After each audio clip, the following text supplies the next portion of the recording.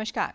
दूरदर्शन चंडीगढ़ में आप सभी का स्वागत है और आप देख रहे हैं हमारा कार्यक्रम स्वस्थ जीवन, जहां आज हम बात करेंगे लेप्रेसी के बारे में, यानी कि कुष्ठ रोग। कुष्ठ रोग के बारे में अगर हम बात करें तो हम काफ़ी समय से इसके बारे में सुनते आ रहे हैं। अगर हम अपने धर्म ग्रंथों की बात भी करें तो उसमें भी ये कहा जाता रहा है कि श्री कृष्ण के बेटे को कुष्ठ रोग का श्राप मिला था। तो शायद यही वजह थी कि लोग इसको एक भगवान का श्राप समझकर इसका ना तो इलाज करवाते थे और एक दूसरे से दूर भागते थे।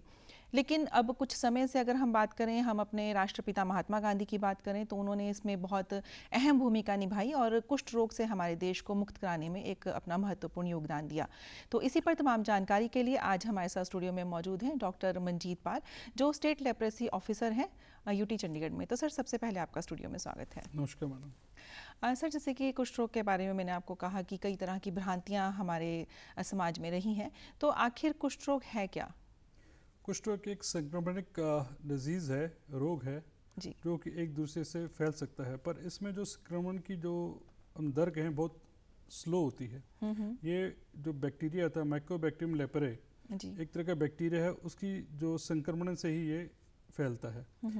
जो बैक्टीरिया है ये सिर्फ हमें जो इंसान के अंदर ही पाया जाता है। इसको वैसे किसी लेबोरेटरी में हम ना तो कल्चर कर सकते हैं, ना वैसे कर सकते हैं, ना इसका कोई टेस्ट है जी। तो इसलिए ये सबसे जो हमारी जो समस्या ये है कि ये एक मनुष्य के अंदर ही पाया जाता है और ये जो है अब हमारी जो नस होती है जिसे हम नर्व्स बोलते हैं उस पर ज़्यादा अटैक करता है।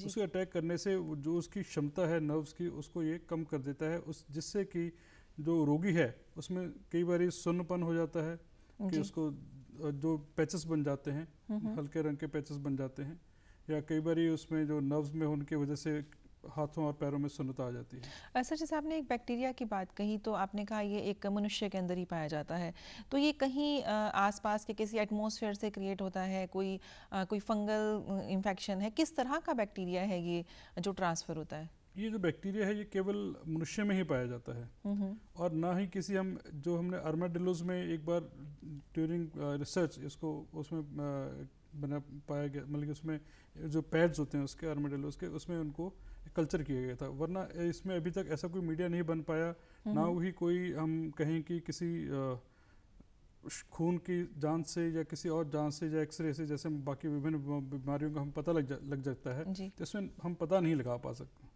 तो इसलिए यदि किसी व्यक्ति को मतलब कि जो है इसमें सिर्फ सुन्नपन या इसमें हाथों पैरों में सुन्नपन, झनझनाहट होना, झुंझुनी होना, तो इस तरह से ये इस तरह के लक्षण होते हैं इसमें। तो सर, कितने समय में पता लग जाता है कि रोगी यानी कि कुष्ठ रोग से ग्रसित है?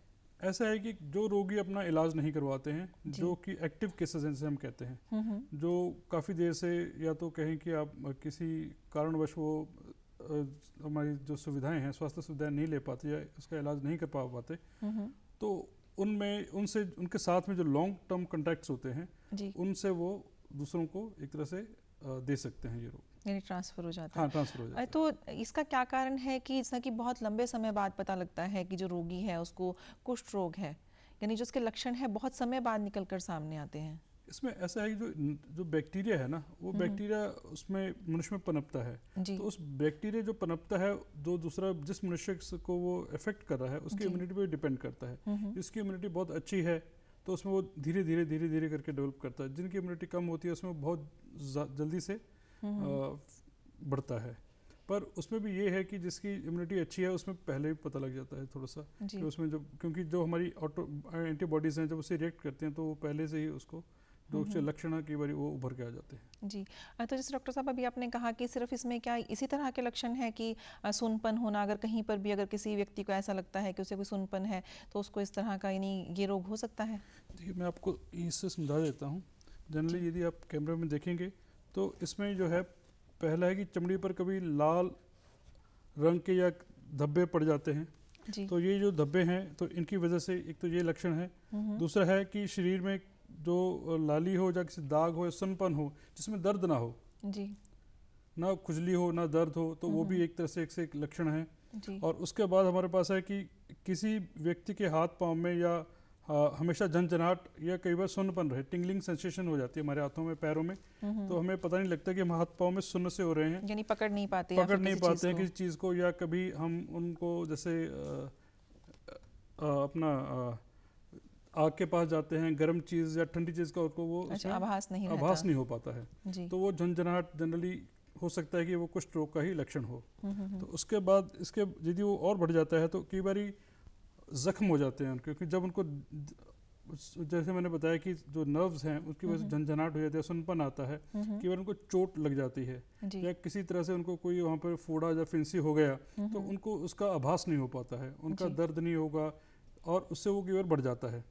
उसके बाद आ जाती है जब नर्व्स और भी ज़्यादा इन्वॉल्व हो जाती हैं तो उसमें विकलांगता आनी शुरू हो जाती है कि वे हाथों का मुड़ना, जी। ठीक है, कई बार जो नोज है आपका, नाक है, इसकी हड्डी बैठ जाती है, ऐसे ही पाँव में फुट ड्रॉप हो जाता है, जी। क्लॉ हैंड, हाथ बिल्कुल क्लॉ की तरह हो जाते हैं। तो इस तरह की ये चीज़ें हैं जो इसमें देखने को मिलती हैं। जी। डॉक्टर मंजीत, जैसे अभी आपने यहाँ कहा कि कुछ लोगों के हाथ मुड़ जाते हैं, कई बार कई केसेस में ऐसे देखने में भी आता है कि जैसा कि कोई हाथ ही यानी झड़ गया कुछ इस तरह से, तो ये कौन सी स्टेज, किस लेवल पर ये पाया जाता है? तो इस तरह की स्टेट जनरली क्या होता है कि बहुत देर बाद आती है, जिनमें इम्यूनिटी बहुत ज़्यादा कम होती है। जी। तो उनमें क्या है कि सुनपन ज़्यादा आ जाता है, सुनपन ज़्यादा आने के कारण या उनको आभास नहीं हो पाता है कि उन्हें हाथ पे कोई चोट लगी है। जी। तो उनमें जो बोन्स है कि रिग्रेस करनी शुरू हो जाती हैं, जो बोन जो हमारी हड्डियाँ हैं, तो उसकी वजह से उनको ऐसा कई बार हम देखते हैं कि अब कई बार हम चौराहों पे देख जाते हैं कि जो भिखारी होते हैं या इस तरह से वो उनके जो हाथ पाँव विकलांगता से वो इस तरह से हो जाते हैं। जी। डॉक्टर मंजीत, यहाँ पे आपने एक बहुत ही एक पॉइंट अभी कहा है कि जो लोग अक्सर यानी कि भीख मांगते हुए नज़र आते हैं, तो क्या ये सही है इस तरह के लोग, जिस तरह ये भी कहा जाता है कि ये व्यक्ति से व्यक्ति में, ह्यूमन टू ह्यूमन, ये ट्रांसफ़र होने वाली बीमारी है, तो क्या ये सही है कि अगर वो लोग जिस तरह इस तरह से अगर चौराहों पर अगर दिखते हैं तो क्या उनसे ये रोग फैलने की आशंका नहीं रहती? देखिए, मैं आपको ये जो तमाम भ्रांतियां हैं कि हमें जो एक दूसरे से फैलता है बहुत जल्दी, एक तो इसमें जो इंक्यूबेशन पीरियड है बहुत ज़्यादा रहता है, एकदम हाथ लगाने से नहीं फैलता है। इवन जो लोग जो इस बीमारी से अगर वो होते हैं, त्रस्त होते हैं, वो यदि वो ठीक समय पर इलाज ले लें तो उनकी जो विकलांगता तक हम उनको पहुंचने ही नहीं देते। जी। जो हमारे इस प्रोग्राम का यही लक्ष्य है कि early detection and early treatment भी, जो लोग हैं जो इस बीमारी से जिनको है या जिनको नहीं पता है, अब उनको जल्दी से जल्दी ढूंढें और फिर उनका जल्दी से जल्दी उपचार शुरू करें, ताकि जो ये जो बीमारी है वो बहुत देर तक फैल ना सके और ज़्यादा देर रहने से उनकी जो विकलांगता होती है हम उसको रोक पाएँ। जी। तो यानी ये गलत है कि अगर कोई इस तरह से समाज में कोई दिखता है तो उससे यानी कि ये रोग ट्रांसफ़र हो सकता है, ये चीज़ नहीं बिल्कुल है? मैं यही कहूँगा कि बल्कि हमें उन जो लोग हैं हमें उनको इस तरह से एक तो भेदभाव नहीं रखना चाहिए, डिस्क्रिमिनेशन नहीं करना है, उनको हमने मेन स्ट्रीम में लाना है, हमने उसको मुख्य धारा में लाना है। उन लोगों को भी हमने जैसे नॉर्मली हैं जब, क्योंकि यदि वो जो अपने ये पेशेंट्स हैं, जैसे मैंने आपको पहले मैं बता दूं कि ये दो तरह से हम उनको विभाजित करते हैं, दो भागों में बांटते हैं। एक तो होता है पॉसिबेसिलरी, एक मल्टीबेसिलरी। पॉसिबेसिलरी में जनरली जिनके जो मैंने जैसे आपको बताया धब्बे 1 से 5 हों या उनमें केवल सिर्फ एक नर्व्स इन्वॉल्व हो तो उनको हम पॉसिबेसिलरी में रखते हैं। जिनके 5 से ज़्यादा धब्बे हों, जो सोनो धब्बे हैं वो हों, या उनमें 1 से ज़्यादा जो नर्व्स हैं वो इन्वॉल्व हों, तो उनको मल्टीबेसिलरी में रखते हैं। जो मल्टीबेसिलरी वाले हैं जिसको मैंने बताया, उनका चलता है इलाज 12 महीने जी। उनमें हम जनरली मल्टीबेसिलरी में हम उनको इस तरह से ये दवाइयाँ देते हैं जी। ये है अडल्ट, ये अडल्ट की है जो हम वेस्क में जैसे हम कहते हैं, ये उनका दवाई चलती है।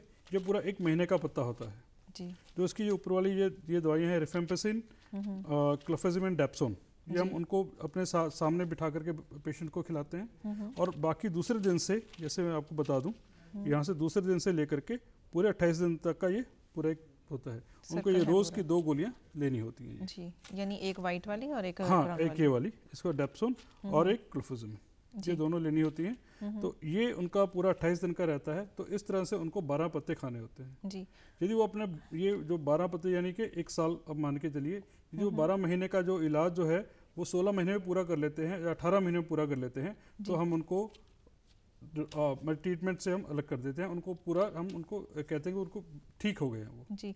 तो सर ये कौन से ग्रुप वालों को दी जाती है? सामने 2 ग्रुप में इसको विभाजित किया है। तो ये मल्टीबेसिलरी के हैं। ये देखिए आपने लिखा हुआ है ये अडल्ट जी, यानी कि एडल्ट्स के लिए है, और जो नीचे वाला है ये चिल्ड्रन के लिए है जी। इसमें तकरीबन दवाइयाँ उतनी हैं पर इनमें डोसेज का थोड़ा सा अंतर रहता है। तो ये है और जो पॉसिबल जैसे मैंने बताया कि जो 6 महीने का है ट्रीटमेंट, जी उनके लिए ये है जी। जी, जिनका यानी कि अभी शुरुआत की स्टेज है, हाँ जी, उनके लिए ये है। उनके ये है जी। ये एडल्ट्स का है, ये वाला पत्ता हरा जी। पत्ता है इनकी, और ये जो ब्लू रंग का है ये बच्चों के लिए है जी ये हमने, ये है पॉसिबल ये जो ट्रीटमेंट है 6 महीने का ट्रीटमेंट है, इसको हमने 9 महीने के अंदर कंप्लीट करना होता है। जी। यदि कोई आदमी ये 6 महीने का जो अच्छे पत्ते खा लेता है 9 महीने के अंदर अंदर, तो उसको हम ऑफ द ट्रीटमेंट कह देते हैं कि वो उस ट्रीटमेंट से ठीक हो गया है और वो नॉर्मल एक आम आदमी की तरह अपना जीवन व्यतीत कर सकता है। तो उसके बाद उसे ये दवाइयाँ लेने की ज़रूरत नहीं रहती? नहीं, उसको ज़रूरत नहीं है। यदि उसको आपने आगे वो अपने उनके ये जो धब्बे हैं या उनको में कोई ज़्यादा बढ़ते नहीं हैं या उनको कोई और परेशानी नहीं आती है, तो इस ये दवाई खाने से वो पूर्णतया ठीक मानते हैं। जी। तो डॉक्टर साहब, ये दवाइयाँ कहीं पर भी किसी भी डिस्पेंसरी में आसानी से मिल हाँ, जाती जो हैं? ये हमारी सारी दवाइयाँ हैं जो मैंने आपको दिखाई हैं, मैं फिर दोबारा आपको दिखा देता हूँ। ये हैं मल्टीबैसिलरी की और ये पॉसिबलरी की। ये हमारे सभी स्वास्थ्य केंद्रों में निःशुल्क बल्कि मुफ्त में उपलब्ध हैं जी।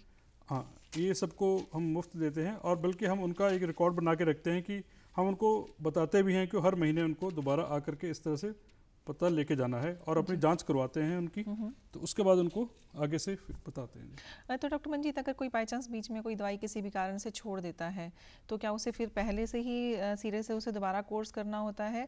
किस तरह का उसका ट्रीटमेंट रहेगा? जो मल्टीबैसिलरी का जैसे मैंने बताया कि ये 12 महीने का कोर्स है, इसको आप 12 और 6 18 महीने में कंप्लीट कर सकते हैं। जी यदि वो 18 महीने के अंदर अंदर मान लो कि वो 2 महीने की दवाई ले गया, उसके बाद वो 2 महीने नहीं आया, जी। तो इसका मतलब उसको 14 महीने तक खाना पड़ेगा। वो 2 महीने को हम करते हैं 14 महीने तक, वो 12 पत्ते खाने हैं पर उनको कंप्लीट वो 18 महीने के अंदर कर सकते हैं। जी। ऐसे ही पॉसिबल का है 6 महीने का जो ट्रीटमेंट है वो 9 महीने के अंदर। यदि कारणवश एक आधा यदि वो महीना छूट भी जाता है तो 9 महीने के अंदर उसको अपना जो ट्रीटमेंट है पूरा करना होता है। यदि वो ये ट्रीटमेंट पूरा नहीं कर पाता है किसी भी कारणवश, या उसको दवाई नहीं मिलती है, जो आ नहीं पाता है, या हम उसको फॉलोअप करने में कहीं चूक जाते हैं, तो उसको दोबारा से ही दोबारा ट्रीटमेंट शुरू करना पड़ेगा। यदि वो अपना ये ट्रीटमेंट जो 12 महीने वाला 18 महीने में नहीं पूरा करता, या 6 महीने वाला वो 9 महीने में नहीं पूरा करता, तो हम उसको दोबारा से ट्रीटमेंट देना पड़ता है। जी। तो एक बार कोर्स पूरा करने के बाद उसे ये दवाइयाँ दोबारा खाने की कोई ज़रूरत नहीं है। जी। जैसे डॉक्टर मंजीत, अक्सर देखा जाता है कि दवाइयों को लेकर ये भ्रांतियाँ रहती हैं कि शायद इसका कोई साइड इफेक्ट ना हो जाए, तो इन दवाओं का कोई साइड इफेक्ट रहता है? देखिए, ये दवाएं हैं, इनका साइड इफेक्ट रहता है जी। पर वो साइड इफेक्ट जो होते हैं वो मैनेजेबल होते हैं। वो बहुत ही कम व्यक्तियों में हमको देखने को मिलते हैं, तो हम उनको आसानी से अपने ही हॉस्पिटल के लेवल पे मैनेज कर लेते हैं। जी। तो उसमें कोई ऐसा घबराने वाली बात नहीं है। यदि किसी भी व्यक्ति को ऐसी कोई परेशानी आती है, वैसे हम उनके हर महीने के महीने टेस्ट करवाते हैं, उनके लीवर फंक्शन टेस्ट करवाते हैं, रीनल फंक्शन टेस्ट करवाते हैं, उनका हीमोग्लोबिन टेस्ट होता है, जो हमारे नॉर्मल जिसका हम प्रिलिमिनरी टेस्ट बोलते हैं, वो सारे उनकी जांच करवाते हैं। यदि उनसे कोई भी उनको साइड इफेक्ट है, हम उनका तुरंत उपचार करवाते हैं। जी। सर साहब, ये आपने कहा था कि बच्चों के लिए भी अलग तरह की दवाएं हैं, जी। तो किस उम्र से ये रोग शुरू हो जाता है? ऐसा है कि अभी तक जो देखने में आया, जैसे मैंने आपको बताया है कि ये जो रोग है ये लॉन्ग टर्म कॉन्टैक्ट पीरियड से आता है। बिल्कुल।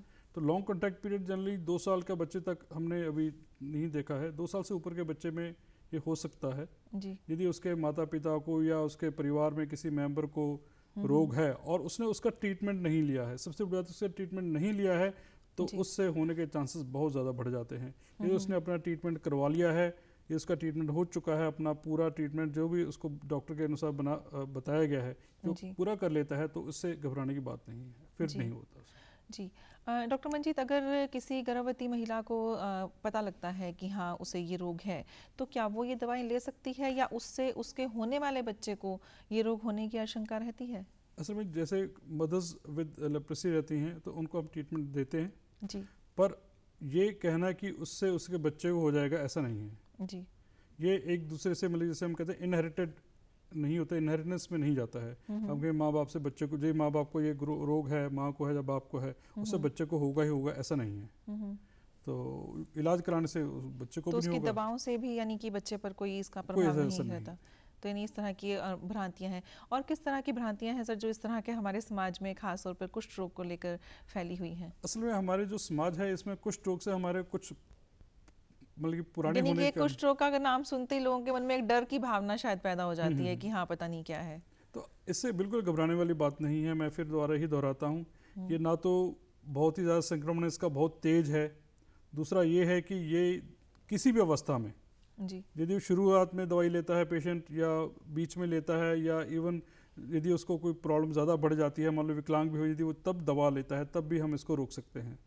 तो इसलिए इस रोग से घबराने की कोई भी आवश्यकता नहीं है, ना ये बहुत ज़्यादा, बल्कि हम तो ये चाहते हैं कि जो भी इसके रोगी हैं जी वो अपना उपचार करवा करके हमारी जो मेन स्ट्रीम है, जब मुख्य धारा में हमसे जुड़े और अपना जीवन यापन एक नॉर्मल व्यक्ति की तरह व्यतीत करें। जी सर, आपकी तरफ से कोई एक ACDRS करके कोई स्कीम इसके लिए शुरू की गई है, उसके बारे में आप विस्तार से बताएं।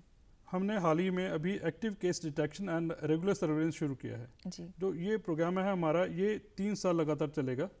इसमें हमारा एक महिला और एक पुरुष की हमने एक टीम बनाई है जो घर में जा कर के, जो हमारे खासकर जो हमारे बहुत ही जैसे कहें कि टारगेटेड एरियाज हैं जहाँ पर हम सोचते हैं कि यहाँ पर हमें जो मरीज़ हैं ज़्यादा हैं, तो उनके घर जा कर के हर घर के जितने भी उनके सदस्य हैं उनका वो निरीक्षण करेंगे। निरीक्षण करने के बाद उनको यदि लगता है कि किसी में कोई धब्बा है या कोई उनको शक पैदा होता है या उनको लगता है संदिग्ध है कि इसको हो सकता है, तो उस व्यक्ति को एक रेफरल स्लिप दे करके वो भेजेंगे हमारे हायर अथॉरिटीज़ के पास, जो हॉस्पिटल हैं। जैसे हमारे चंडीगढ़ में PGI है, जनरल मेडिकल कॉलेज 32 में है, GMSH 16 है, हमारे सिविल हॉस्पिटल 45 में, सिविल हॉस्पिटल 22 में और सिविल हॉस्पिटल मनीमाजरा में, जो हमारी ये संस्थाएं हैं। यहाँ पर हमारे चिकित्सक जो चर्म रोग चिकित्सक हैं वो होते हैं, उनको उनके पास वो दोबारा निरीक्षण के लिए जाएंगे। यदि वो पाया जाता है कि उनको वो रोग है तो उनको हम तुरंत अपने इस ट्रीटमेंट पे डालने का प्रयास करेंगे। तो ये है ACDS, ये हम हर साल करेंगे इसको, तो ताकि हम किसी भी व्यक्ति को हमसे कुछ रह ना जाए, कुछ छूट ना जाए। तो सर कितने समय की स्कीम है ये आपकी? ये हमारी 3 साल की है मैडम। ये 3 साल में हर महीने आपके? हर महीने नहीं जाएंगे हम, एक साल में एक बार एक जो परिवार है उसका निरीक्षण करेंगे, अगले साल फिर उसका फिर दोबारा निरीक्षण करेंगे। तो इसलिए कि जो कई बार होता है कि हमसे कॉन्टैक्ट्स जो होते हैं वो रह जाते हैं या हमको कई बार इस समय से नहीं पहचान पाते, तो हम चाहते हैं कि हम हर, जैसे हमने पल्स पोलियो में जाते हैं घर घर से, तो इसलिए ये हमारा जो प्रोग्राम है उसी पर थोड़ा आधारित है। तो हम चाहते हैं कि जो हमारे सोसाइटी में जो जितने भी हमारे लोग हैं वो हमें थोड़ा हमारे साथ सहयोग करेंगे। हाँ, तो हम ये है जी। सर साहब, आपने यहाँ पर कहा कि कुछ एरियाज़, तो आप किस तरह से इसे आइडेंटिफाई करते हैं कि हाँ इन पर्टिकुलर एरियाज़ में इस तरह का कोई रोग हो सकता है? जैसे हमारे देखा जाता है जो हमारी OPDs होती हैं, जनरली कई बार पेशेंट्स वहाँ से आ जाते हैं, फिर हम देखते हैं कि वो पेशेंट कहाँ से आया है, तो हमें उनका कॉन्टैक्ट सर्वे करना होता है। कोई मान लो एक व्यक्ति एक पर्टिकुलर जगह से आया है, तो हम वहाँ पर अपना जो NMS है जी, तो वो जाकर के वहाँ के कॉन्टैक्ट्स का, पहले जो उसके घर के सदस्य हैं उनका और उनके जो साथ अड़ोस पड़ोस में जो रहते हैं, जो 3 घर आगे वाले, 3 घर पीछे, 3 घर दोनों साइड में, तो उन सबका निरीक्षण करता है वो जी। उनमें उनको निरीक्षण करके यदि उनमें कोई और देखता है कि कोई और तो व्यक्ति तो नहीं है कि जिसको वो कुष्ठ रोग हो, उसके बाद हम उनको पोस्ट एक्सपोजर प्रोफिलैक्सिस देते हैं, जिसमें हम जो रिफेम्पिसिन है उसकी एक गोली देनी होती है। उस एक गोली के खाने से हम ये कह सकते हैं कि उस व्यक्ति को उस रोग को नहीं होगा जी। तो सर अगर हम अभी फिलहाल ट्राई सिटी की अगर हम बात करें तो हम कहाँ पर खड़े हैं इस रोग को लेकर, अगर हम कहें तो? हम ट्राई सिटी में जो हम देखें तो हमारे यहाँ पर जो प्रेवलेंस रेट जो है अभी काफ़ी कम हुआ है पहले से जी। 1.12 से हमारा अभी आगे 0.38 पे है। तो हम अच्छा ही कर रहे हैं यहाँ पर हम चाहते हैं कि जैसे हमारे यहाँ पर जो प्रवासी मजदूर आते हैं, जो यहाँ पर काम करते हैं और फिर दोबारा अपने देश चले जाते हैं, अपने उधर स्टेट में चले जाते हैं, तो हम बेसिकली हमको ये है कि हमने उनका फॉलोअप करना है, उनका ट्रीटमेंट पूरा करवाना है जी। तो हमारा लक्ष्य उस पे है कि हम कोई भी हमसे जो पेशेंट है हम उसको चूक ना जाएं, उसको छूट ना जाए हमसे जी। तो यानी एक पूरा एक टीम इस पर काम करती है, पूरा एक उनका रिकॉर्ड रखा जाता है और उनका फॉलोअप लिया जाता है। हाँ, ताकि हमारे पास पूरा रिकॉर्ड रहता है। हम जो पेशेंट है उसका एड्रेस, उसका जहाँ से उसका परमानेंट एड्रेस है, जहाँ पर यदि वो चंडीगढ़ में रहता है तो चंडीगढ़ में उसका जो टेम्प्रेरी एड्रेस है, यहाँ से आया है, मान लो वो किसी पड़ोसी राज्य से आया है तो उसका वहाँ का एड्रेस, तो हम उसका पूरा रखते हैं टेलीफोन नंबर, जी। जो यदि वो उसकी जो दवाई है, मान लो कि वो हमारे पास 2 महीने के लिए यहाँ पे काम करने आता है, तो उसकी दवाई छूटे ना, यदि वो दोबारा अपने स्टेट में चला जाता है तो हम उनके SLO को पूरा ईमेल के द्वारा या फ़ोन के द्वारा उनको सूचित करते हैं कि आपका जो जो व्यक्ति है, ये हमारे इधर इसको हमने डायग्नोस किया था, तो कृपया जहाँ पे वो रहता है तो उनके जो सदस्य हैं परिवार के, तो उनका भी निरीक्षण करें। और वहाँ पे जैसे मैंने आपको बताया कि उनका जो कॉन्टैक्ट सर्वे है या उनका पोस्ट एक्सपोजर प्रोफिलैक्सिस है, वो वहाँ पे भी हो हम पूर्णतः करते हैं। जी। डॉक्टर मंजीत, अक्सर ये देखा जाता है कि पहले तो जैसे कि अलग अलग कुष्ठ संस्थान बने हुए थे, कुष्ठ रोग संस्थान, तो क्या ये ज़रूरी रहता है या ऐसी कौन सी स्थिति होती है कि मरीज़ को वहाँ पर रखा जाता है या फिर उसे एक नॉर्मल वो अपने घर में ज़िंदगी जी सकता है? ठीक है, पहले लेप्रा होम्स होते थे जी। पर अभी लेप्रा होम्स का कंसेप्ट हमने बंद कर दिया है, क्योंकि हम चाहते हैं कि ये जो हमारे लेप्रेसी पेशेंट्स जो हैं, इनको पूर्ण जो ट्रीटमेंट है पूरा करके इनको हम मेन स्ट्रीम में लाएं। जी। इनको हम जैसे नॉर्मल हम एक आम आदमी अपनी ज़िंदगी व्यतीत करता है तो उसमें हम मुख्य धारा से जोड़ें, वो भी अपना जीवन यापन एक समान व्यक्ति की तरह काम कर सकते हैं। उनके लिए हमने कई बार वोकेशनल कोर्सेज चलते हैं जी। ताकि जो वो अपना वहाँ से कमा करके अपनी जो ज़िंदगी है उसको एक समानता से सम्मानपूर्वक अपना जीवन यापन कर सकें। तो ये है। और हमारे जो जैसे संस्थान अपने लेप्रेसी में है तो हम उनको और भी की चीज़ें RCS करवाते हैं, जैसे जो विकलांग हो गए हैं उनकी रिकन्स्ट्रक्टिव सर्जरी करवाते हैं। तो उस सर्जरी में भी हम उनका ध्यान रखते हैं कि उनको आर्थिक सहायता दें। जी। हम उनको 12,000 रुपये देते हैं जिनकी सर्जरी हो जाने के बाद, ताकि जो वो उनको जो उनका जो परिवार है उसको ये ना लगे कि हमारा जो व्यक्ति था वो उसको काम नहीं किया तो हमें कोई आर्थिक संकट आ गया, या हम उसको इसलिए हम उनको आर्थिक सहायता भी देते हैं। इसके साथ हम MCR फुटवियर, माइक्रोसेलुलर फुटवियर होता है, रबर फुटवियर, ये हम उनको करवाते हैं। जैसे मैंने आपको बताया कि पाँव में सुन्न हो जाते हैं, यदि उनको काम करने में चोट ना लग जाए, क्योंकि यदि उनको चोट लग जाएगी उनको पता नहीं लगेगा, तो उसकी वजह से उनको अल्सर्स वगैरह होते हैं। तो ये एक स्पेशल तरह का ये फुटवेयर होता है, हम उनको अपना फ्री ऑफ कॉस्ट पेशेंट्स को देते हैं। और उसके साथ ही कई बार हमें उनकी मेडिसिन चाहिए होती हैं जिसको हम सपोर्टिव मेडिसिन कहते हैं, वो भी हमारे यहाँ मुफ्त उपलब्ध करवाई जाती है। तो जैसे हमारे यहाँ PGI है, जब 32 है, ये हायर इंस्टीट्यूट होने के कारण यहाँ पर जो लोग हैं वो बाहर के स्टेट से, राज्यों से बहुत ज़्यादा आते हैं। हाँ, मान लो कि फॉर द ट्रीटमेंट पर्पज़ के लिए, तो वो हमारे पास भेज देते हैं। हम उनकी जो दवाइयाँ हैं जो हमारे प्रोग्राम में उपलब्ध हैं हम उनको फ्री उपलब्ध करवाते हैं। जी। तो डॉक्टर मंजीत, कोई यहाँ का कोई हेल्पलाइन नंबर या कोई साइट ऐसी है जो आप दर्शकों को बताना चाहें कि अगर उन्हें कुछ लगता है तो वो कहाँ पर फ़ोन कर सकते हैं? कई बार नहीं पता होता, जैसे आपने कहा कि बाहर से प्रवासी मजदूर आते हैं या प्रवासी लोग आते हैं, तो उनके लिए ये जो वैसे हमारे पास है, इसमें हम जो टेलीफोन नंबर हमारे जो स्किन डिपार्टमेंट है, room number 521, skin department, 4th floor, हमारा GMSH सेक्टर 16 में हमारा जो ये ऑफिस है। यहाँ पर कोई भी व्यक्ति आ सकता है अपनी दवाई के लिए, अपने इलाज के लिए, अपने निरीक्षण के लिए। और जो नंबर जो है ये है 0172 278 3258। मैं हिंदी में दोहरा देता हूँ, 0172, ये कोड है चंडीगढ़ का, 278 3258। फिर दोबारा मैं कह देता हूँ, 0172 278 3258। ये हमारा कॉन्टैक्ट नंबर है मैडम। जी। तो इस नंबर के ऊपर कोई भी कांटेक्ट करके अपना इलाज करा सकता है और यहाँ से कोई मेडिसिन ले सकता है।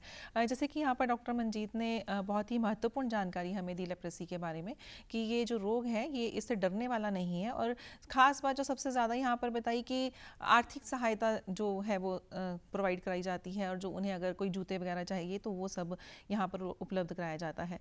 तो हम बार बार इस तरह के कार्यक्रम लेकर इसलिए आते हैं और हमारा मकसद ये है कि जो ये बीमारी है इसको हम अपने देश से पूरी तरह से जड़ से निकाल सकें। और ये तभी हो सकता है अगर आप इसमें सहयोग दें और आप जागरूक हो और अपने आसपास के लोगों को भी आप जागरूक कराएं। तो डॉक्टर मंजीत, आप यहाँ पर आए और आपने इतनी महत्वपूर्ण जानकारी हमारे दर्शकों को दी, उसके लिए धन्यवाद। Thank you. आज के लिए इतना ही, हमें दीजिए इजाज़त। नमस्कार।